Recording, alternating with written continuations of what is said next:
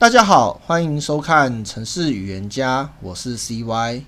那影片呢，很久没有更新了，并不是 CY 不想更新，而是要跟各位说声抱歉，最近事情真的太多了，而且随着各位的实力提升了，要做内容也越来越困难了。那 CY 最近在做什么呢？在做一件大事哦，那也是今天这支影片要跟各位分享的。有什么想法都可以留言告诉我哦。好，废话不多说，我们直接来看看今天的分享会哦。我们都知道，在执行一个 Revit 专案的过程中，我们一定都会有一些对于 CAD 图的需求啊。这边先不评论，就是翻模这件事情到底是对还是错的啊。我们就先就现实的层面来讨论嘛，那就是今天不管你是从设计图，或者是你是从制造图这边拿到这些图，它有可能会是 CAD 的形式，那我们需要把它变成这个 Revit 的模型。传统的做法，我们可能就是从插入这边把我们的 CAD 图汇进来嘛，汇进来。但这个过程当中，它其实是蛮困扰的，或者是说它并没有这么的聪明。就是说我可能拿到一张 CAD 图，我还要在那边套底图啊，然后在那边描画出来。那有没有一个可能？就是我直接从 Revit 这边透过 Revit API 直接去把 CAD 的东西全部都读进来，然后再去做运算呢？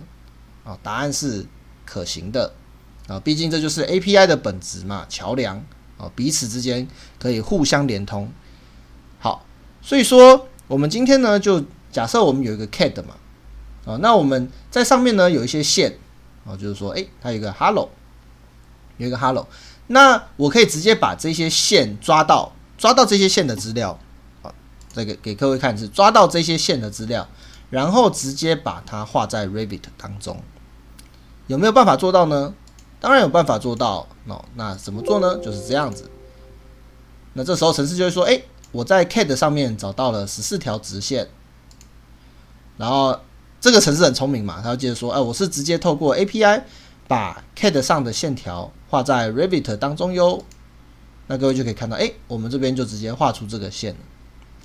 或许很多人会纳闷，这个工具到底有什么用呢？这边 CY 就卖个小关子，懂的就懂。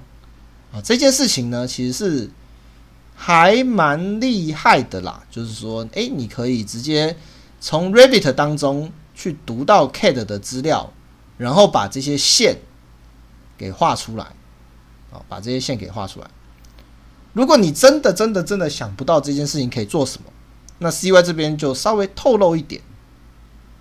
如果说今天我有一些线，我有一些弧，对不对？我不想把它套进 CAD 图里面去翻模，我想直接去读 CAD 档案，然后再透过 Revit API 去完成自动建立的这一件事情。它是可以直接去读 CAD 档案，帮你读到这些 raw data 之后，再完成后续的演算法的部分。听不懂也没关系，或许未来 CY 有机会可以跟各位讲一讲 CAD API 是怎么运作的，它又是怎么跟 Revit API 运作的。那这件事情它到底可以做到什么样的程度呢？欢迎各位留言告诉我你的想法， CY 很迫不及待的想跟各位讨论了。好了，那很久没见，简单的一个小影片分享给各位。那么我是 CY， 我们下个程式见喽。CY 的片尾动画做完啦，希望各位喜欢哦。那么我是 CY， 我们下次再见。